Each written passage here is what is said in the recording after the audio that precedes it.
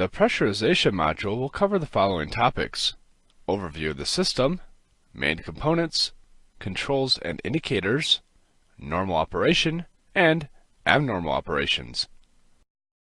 The cabin pressurization system is designed to automatically control the cabin pressure with minimal action on the part of the crew. Features are incorporated that provide smooth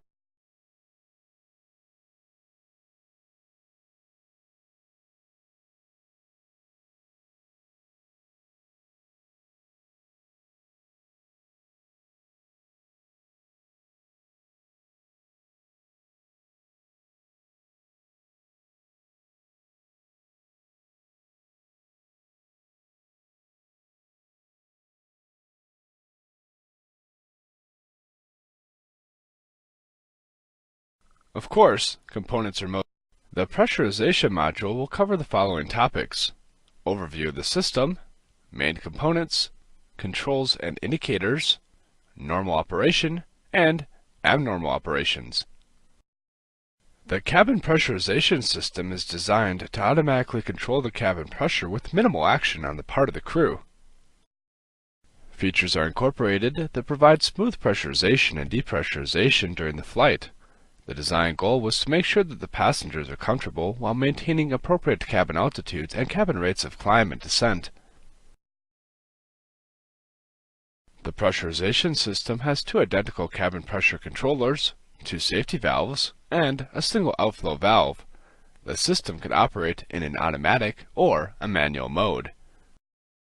During normal operation, the pressurization system operates automatically and no crew inputs are necessary. However, the pilots are expected to monitor the system for abnormalities and to ensure proper operation. The Flight Management and Guidance System, or FMGS, sets a pressurization schedule for the cabin pressurization system to follow. If the flight management data cannot be used, more input from the crew is necessary. Using a control panel that is located on the overhead panel in the cockpit, the flight crew could set the landing altitude to maintain the system in the automatic mode. In the manual mode of operation, the flight crew can directly control the position of the outflow valve. There is a ditching switch on the control panel that is used to close the aircraft openings in case of a water ditching. It is also used to close all the openings before de-icing the aircraft. Selection of this switch will cause vents, valves, and inlets on the aircraft to close. Now let's discuss the main components. We will first talk about the pressurization controllers and the outflow valve. Pressurization control is achieved by opening and closing the outflow valve. This results in a differential pressure between the cabin and the outside air. The rate at which the outflow valve is opened or closed, and the position of the valve, determines how fast the cabin will climb or descend and what cabin altitude will be maintained. The outflow valve is located on the aft right-hand side of the fuselage. There are two digital controllers to control the outflow valve in the automatic mode. Each controller is capable of controlling the pressurization system. One controller is the active controller, and the other one acts as the backup. The controllers will change roles from active to backup automatically after each landing. The controllers receive data from numerous onboard systems that give them the information necessary to carry out their function. Each controller has a backup section that allows it to monitor the outflow valve during manual operation. Two safety valves are installed on the aircraft. Their role is to prevent the cabin differential pressure from becoming excessive, either positive or negative. The operation of the safety valves is completely automatic. Their operation is initiated by the amount of differential pressure that is sensed. Now let's examine the controls and indicators of the pressurization system. The controls for the pressurization system are on the pressurization control panel located on the overhead panel. The landing elevation selector knob has two functions.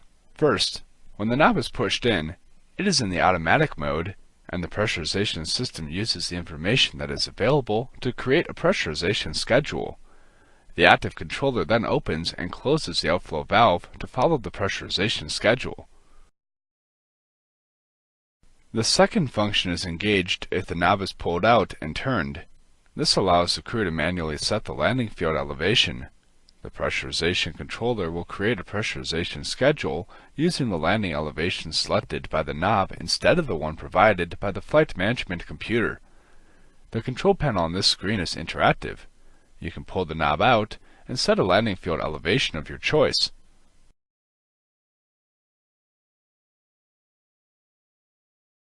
Landing elevations may be selected from 2,000 feet below sea level to 14,000 feet above sea level.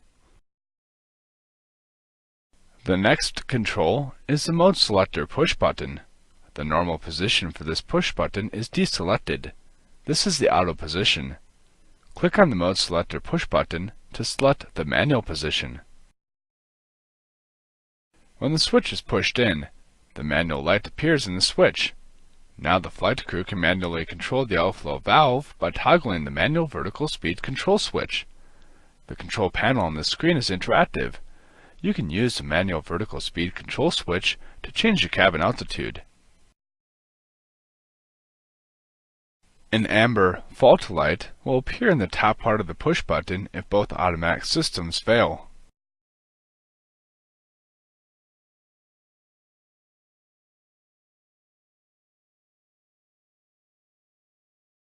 Next to the Mode Selector push button is the manual vertical speed control switch.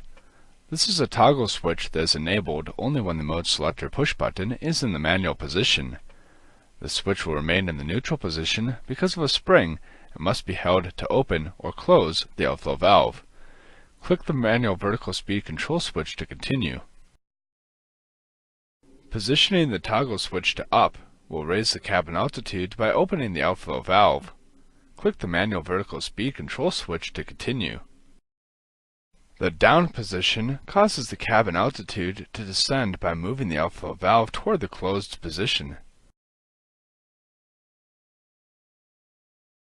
The outflow valve operates slowly when using the manual control. This is to prevent the flight crew from over-controlling the system and creating pressure bumps within the cabin. The ditching switch is used to close the outflow valve, pack flow control valves, avionics vents, and the emergency ram air inlet in the event ditching is required or if it is necessary to seal openings for other reasons. Press the ditching switch to see the effect.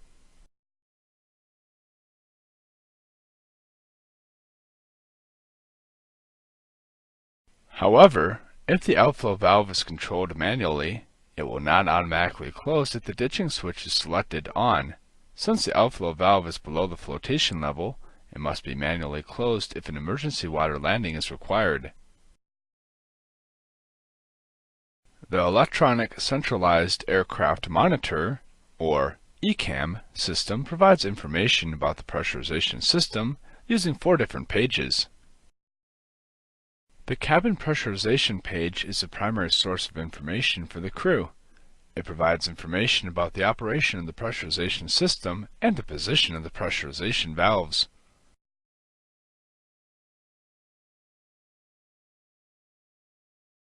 Starting at the top of the page, the landing elevation auto or manual line gives the crew information about the status of the system and how it is being controlled. Part of the captain's cockpit setup is to check that the landing elevation auto legend appears in green. This indicates that the landing elevation selector is an automatic. Click on the landing field elevation selector to continue. If landing elevation manual appears in green, then the landing elevation selector knob is not an automatic. Neither legend will appear if the Mode Selector push button switch has been selected to the manual position.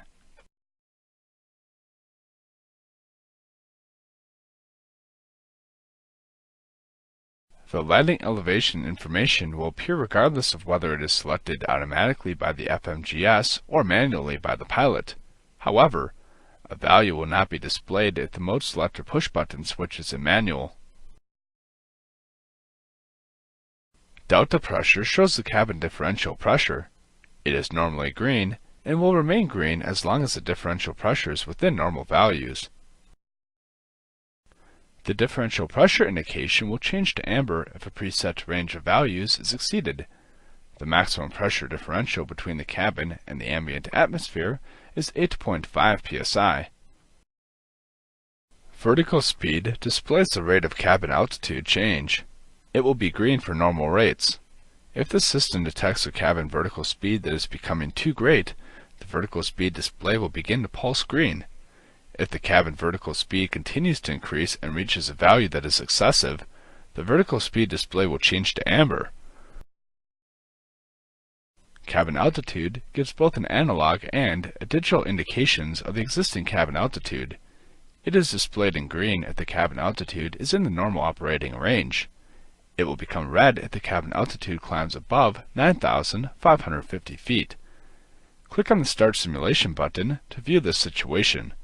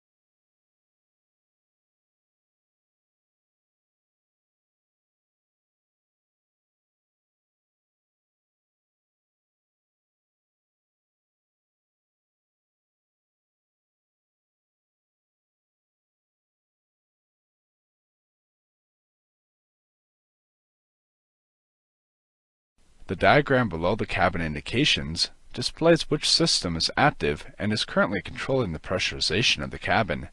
The possibilities are System 1, System 2, or manual. The System 1 and System 2 indications will change to amber if there is a fault in the associated system. The same diagram that displays the active system information also shows the positions of the various valves. The indication on the right shows the safety valve information. Normally, the safety indication will be displayed in white and the valve position will be displayed in green. This indicates that both safety valves are fully closed. If either safety valve is not closed, the associated indications will change to amber. The last indication in this area is the position of the outflow valve. The indicator is displayed in green during the valve's normal operation. The position of the analog indicator gives an idea of the position of the valve. If the valve opens too much during flight, the indicator changes color to amber. Duplicate pressurization information is presented on other ECAM pages. The ECAM Cruise page gives abbreviated cabin pressurization information. It displays the current status of the system, either auto or manual, the cabin vertical speed, cabin altitude, and differential pressure. On the door page, cabin vertical speed is displayed during flight from takeoff to landing. It is displayed here so that the crew can view the cabin vertical speed and the door indications simultaneously while they are trying to analyze the possible causes of any pressurization problem. The last indication is a reminder to the crew. If the landing elevation selector knob has been pulled and is not in the auto position, the message Manual Landing Elevation will be displayed in the memo area of the ECAM. Now let's look at the normal operations of the pressurization system. During the pre-departure cockpit setup, the crew will enter the origin and destination city pairs on the initialization page of the Flight Management Guidance computer. For this example, Minneapolis International Airport is the origin airport and LaGuardia is the destination airport. The Flight Management Guidance computer database stores airport elevation information. This information is made available to the pressurization system so it can function automatically. The system will automatically pre-pressurize the cabin before takeoff, maintain an appropriate cabin climb schedule, and then maintain a steady cabin altitude during cruise. When the aircraft begins to descend, it will maintain an appropriate cabin descent schedule to the destination airport elevation, and then depressurize the cabin after landing. 70 seconds after landing, a swap of the automatic systems will occur. The primary system becomes the backup, and the backup system becomes the primary for the next flight.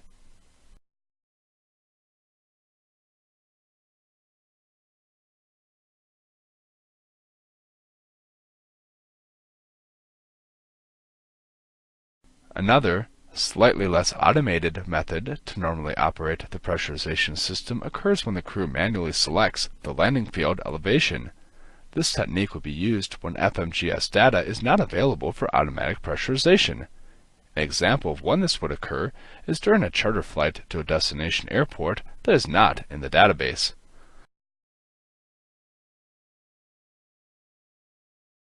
When the flight crew is using this method, the landing elevation knob is used to set the landing elevation of the destination airport. A scale on the panel provides a rough indication of the value to set. Fine-tuning of the elevation is then done using the cabin pressurization ECAM page. Click to pull the knob and set the landing altitude.